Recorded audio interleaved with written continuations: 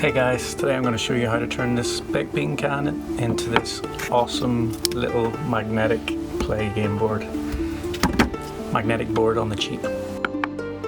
Okay, so in my last magnetic collaboration with Tine Maartens, I made this awesome wizard study, but I had a few comments here and also on Reddit saying that the downside was having to buy a magnet board, and was there a cheaper option? So today I'm going to be taking a look at that.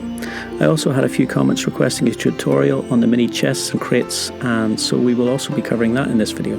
You can't get more affordable than using ordinary household items that otherwise would be thrown out. In this case, I'm going to be using some baked bean tins that I've rinsed out and dried. You can use a can opener to cut off the top and the bottom of the can. Most tin cans have this handy line running down the middle, so you can be sure to make a straight cut. Be careful once you start doing this, as there will be sharp edges to deal with. Once I had cut the can, I decided to put on some carving gloves so that I could easily bend and flatten out the can without the risk of slipping and having an unwanted accident. Once I had roughly flattened out the can, I used a hammer and a hard surface to really make sure that the edges were as flat as possible and to remove any bumps and kinks in the tin sheet. I then drilled some small pilot holes in the can so that I could easily nail the tin down to a piece of wood using small tacks. Once the first tacks were in place, I also used some hot glue and smoothed the can down onto the glue and held it in place until the glue had hardened. I then repeated the process over the whole piece of wood and cut up a second tin can to fill in the rest of the board. You can see that you could collect as many cans as you needed to piece together a larger board, just like this. Once you've finished all your tacking and gluing, your board should look something like this. It's not pretty at all, but it will be covered in XPS foam and you would never know. I then ran some hot glue around the outside edges of the board and glued some strips of XPS foam into place. The strips are roughly about 6mm thick. These will become stonework around the base, but they have the added bonus of covering up any little snags in the tin so that there are no sharp edges. When gluing, be careful that all of the foam lines up and matches the whole way around the board, and that there is an overspill of foam on the top side. I carved some small blocks of XPS foam for the corners. These will become my cornerstones and will look great once painted up. After marking them out with a pen, it's easy to carve away the unwanted foam with a Proxon or a standard sharp knife. Then you simply glue them into place with hot glue, making sure to wipe away the excess glue that spills over the edges. Once all of that is glued into place, your board should look something like this. When it comes to covering the tin, you're going to need some thin sheets of foam. I used the Proxon to cut these sheets, but some 3 to 5mm foam core will do the trick. Then time to cover the whole top section of the board with wood glue and spread it to make sure that it is all covered. Once that is done, you just place your thin sheets of foam onto the board, making sure the gaps are minimal, and flatten it into place. I then left this to dry overnight before continuing with the next step. When the glue is all dried up, you can easily carve some lines into the foam. I am going for a wooden floor look, as if this is a tavern or something like that. I used a ruler to make sure that my spacing was equal the whole way through. My boards are roughly 7mm wide, just because that's what looked good to me. I then turned the board and cut some more lines in an offset way to represent floorboard pattern, and then I just used my carving knife to gently score in lots of tiny little lines to represent wood texture. We're going to use the same method of carving into the foam for the side panels of the project, but this time carving bricks instead of wood panels. Generally, when it comes to walls, bricks are not directly stacked on top of each other, but offset to make a far stronger structure, so you want to make sure to reflect reality in your miniature. I then used a tinfoil ball to give all of the brickwork some nice dry stone looking texture, and I also used a pencil to go over the whole project and exaggerate all of the grooves. And that is the build element of the board complete, and we can move on to the painting. As always, we start with a base coat of black Mod Podge. No time lapse required for that. And then for the woodwork, we move on to a base coat of burnt umber. The black showing through will add an effect in those areas of a shadow. And then I mix up some green grey and some yellow ochre and dry brush all of the wood. I then overbrush all of the stonework with one of my favourite colours to work with, graphite grey. And once that was dried, I did a dry brushing of the whole stonework with neutral grey, making sure to get some of the darker colours to show through. And to finish off, I added some titanium white and did a final pass of light dry brushing to bring out the final highlights. And there we go, a very cheap and easy method to build a fully magnetic gaming board for the tabletop. I placed some of the modular pieces I made from my last gaming board into the project to see how it worked, and as you can see straight away, you can build a room in any layout with no difficulty whatsoever.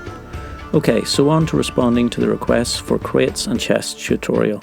These little details are very easy to make using many of the same techniques we've already looked at in this project. For the crates, the dimensions are 20cm by 20cm all the way around, but for the chests the dimensions are 20 by 20, but one side is 15cm wide. Starting with the crates, I carve a small square into the XPS foam, making sure not to cut too deeply. You only need to go about 1 millimeter or so. I then repeat that on every face of the cube until you have something that looks like this. I then use a flat object, in this case an unsharpened square pencil, to press into the XPS foam, making sure to only push in the central square on each side. This is an easy way to make it look like the sides are actually panels of wood layered on top. I then cut some lines with my carving knife to represent the wood panels used to build the crate. 3 panels inside each square is more than enough. I then cut some 45-degree angles into the corner of the outside trim on the crate to make them look like separate panels. Again, I gently score some marks into the foam to represent wood grain as previously shown in this video, and use a pencil to exaggerate all of the grooves on the crate. For the mini chests, the process is very similar. I drew a curved line with a pen and carved the unwanted foam away using my carving knife. I then carved a groove around the foam to represent the slight gap between the lid and the base of the chest. And as with the floor and the crates, I continued carving in some lines to represent the wood panels used to make the chest, and I also repeated the process of scoring some tiny marks into the foam as wood texture. I wanted to make some small nail holes at the end of each panel. A toothpick is perfect for this job. I also repeated the process on the crates, and I forgot to mention earlier in the video that I also did this on the wooden floor panels of the magnetic board. For painting, as always, black Mod Podge for your base coat. But before we move on with the rest of the painting, we're quickly going to use some thin strips of cardstock to represent the metalwork on the chests. I just used some hot glue to place these as I didn't have any super glue. Super glue would be better because you don't have to deal with any wisps or straggly bits of glue. Moving back to finishing off the painting, I used raw umber for the first overbrushing of both the crates and the chests, and to finish off, yellow ochre for a final top coat of dry brushing. Just a little note that the yellow ochre does darken down whenever it dries. I find the combination of these two colours make for a nice warm wood effect. For the metalwork, you could use some metallic paints, but if you don't have them, graphite grey as a base coat is a good substitution, which you can then dry brush with graphite grey that has been lightened up with titanium white. The last step, of course, is to place some magnets into the bases. I covered this process in my last magnet build video, which you can check out in the link at the top of the screen right now. Now, because I wanted to turn this gaming board into a tavern, I thought that I needed a bar. All good taverns have a bar. But I ran out of space on my memory card without realising, and finished the majority of making it before I realised. It's very easy to make though. I basically glued 2 pieces of XPS foam together at a right angle and then carved in all of the wood texture by hand. I then painted it up in the exact same paint scheme as I used for the tavern floor. For something so easy to make, I think this thing looks absolutely fantastic and I'm really pleased with the result. I also made some tiny beer casks, and the process for these is pretty much identical to the mini chests, obviously just carving a slightly different shape at the beginning. And as far as this week's build goes, that is this project complete. The great thing about these magnet boards is that you can interchange your props and change up your environment. As you can see, I took my little table from the wizard study and placed it into the tavern, and automatically it fits nicely in place.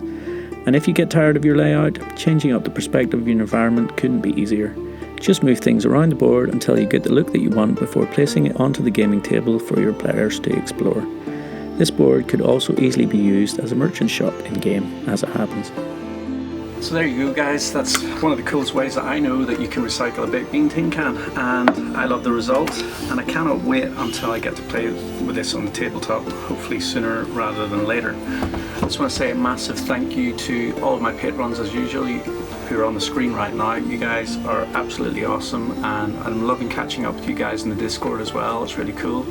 And to anybody else who wants to get involved with the channel, you can check some information in the description below this video on how you can go about doing that. So yeah, to everyone else, thank you so much for watching. If you're new to the channel, please subscribe, give this video a like, and yeah, let me know in the comments below if you've got any ideas about the build or what I could do better. Just, yeah, I'd love to hear your feedback. Anyway, thank you guys so much, and I will see you in next week's video. All the best. Bye.